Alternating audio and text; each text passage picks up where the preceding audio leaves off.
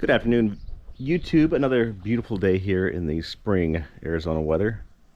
Is that even a term? The Arizona spring weather? Enjoying the Arizona spring weather.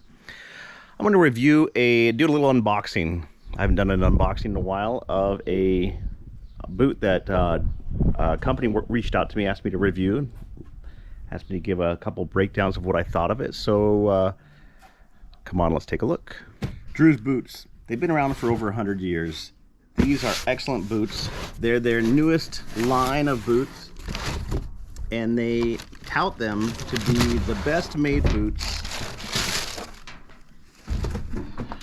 under $350. So how might you ask they get them under $350? Well, if you look at their competitors up in the Pacific Northwest, all the other boot makers are charging $500, $600, and $700 for their boots. And the reason is there are a lot of reasons. There's skilled labor involved, there's supply shortages, there's leather, there's acquiring parts and pieces and everything else, equipment.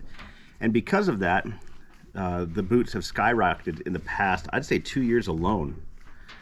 These boots are made in Leon, Mexico. That is the central hub of shoe and boot making and leather making in the Americas, in my opinion. It is in central Mexico, in the state of Guanajuato, and there they have years and years of generations, in fact, of boot makers and shoe makers and leather workers and leather making. They make the leather there too. These are made by the same exact process that is up in the Pacific Northwest, with the years and years of handmade craftsmanship that is used. And so if you'll look at these, I'll do a rundown of what these boots entail. So the first thing they state is that these are not true to size, and that is true. I've always struggled with sizing boots. Everyone does. I wear a 12D in Nike and Reebok in athletic shoes. In Nick's boots, I wear a 11 wide, and my current boots in my whites are a 10.5 wide. I should have gone 10.5, just standard size. They say size down a size and a half on these. I would recommend sizing down 2 sizes. These are a 10D, and these fit me well with enough room in the toes to where I can wiggle, and the snugness is perfect here. They are made with 7.5 to 8 ounce rough out leather, so just a really heavy duty, thick leather that holds up. And that's what I like about these, is that when you wear them, you can feel the strength right in here to where it's going to hold. It's a true work boot where you're not going to have any type of ankle issues wearing these. Leather lined vamp on the inside, and they're pre-molded leather insoles. If you look on their website, they kind of show how they make their insoles are I can't even see them in there. But the insole, your standard insoles, just cut in a flat manner. These are molded in a way so that when they're put in, your foot is already semi-molded to it. And then as the time goes by, your foot is able to break in and mold to the shoe a lot quicker. The leather toe box. So a lot of companies use plastic, or they call it celastic. The toe box right up in here, this is a leather toe box, so it is 100% leather up in there, and you're not going to get breaking or cracking, and it's still going to hold its semi-rigid nature. It's not a steel toe, it's not a plastic safety toe, but it does hold that rigid toe contour. Leather heel counter back in here on the inside, rebuildable, resolable leather midsole and shank and heel base. And then it comes with the Vibram or the Vibram, however you want to call it.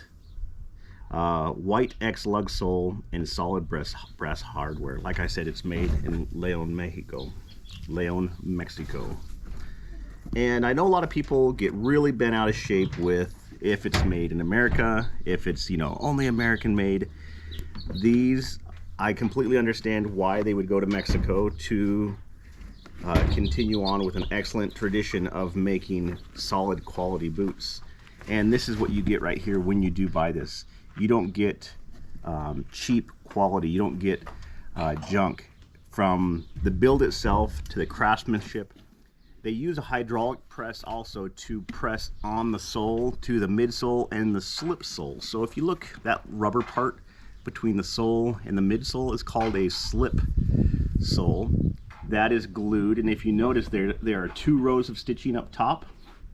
Those 2 rows of stitching, the first one is to stitch the slip sole to the midsole, and then everything's cleaned up and glued, and the glue then semi-dries, and then they put the outsole on, and then they stitch the outsole. When they do all of that, then they put it in with the last and everything on, and they press it down. And what that does is that makes it so everything adheres super strong. It's just not your standard hitting it with a hammer until it goes on. That hydraulic press is going to push everything equally, uniformly, so that you don't have the squeaks. I have a pair of whites that have a notorious squeak right up in here. I think it's the either the sole or the shank, the leather shank in there that I'm gonna have to send back and get that. So they also, I mentioned about the last. They took the 55 last, which is the classic last that not all, but the majority of Pacific Northwest logger boots use, and what they do is that they put a little twist on it where they add a little bit. So here's what they said. They said, we took the shoe last, the 55 shoe last, used in the Pacific Northwest boot industry for decades. With boots on the ground and listening to our customers, we knew there was a better way. The natural progression of people have been getting bigger and bigger. So feet have been getting bigger and wider. We added about 1/8 of an inch on the outside of the last to allow for more room in the toe box, eliminating the pinky rub. We also raised the instep slightly to allow for easier foot entry into the boot. With the fit alterations to the last and the pre-molded insole, these boots will be the best and easiest break-in in the industry.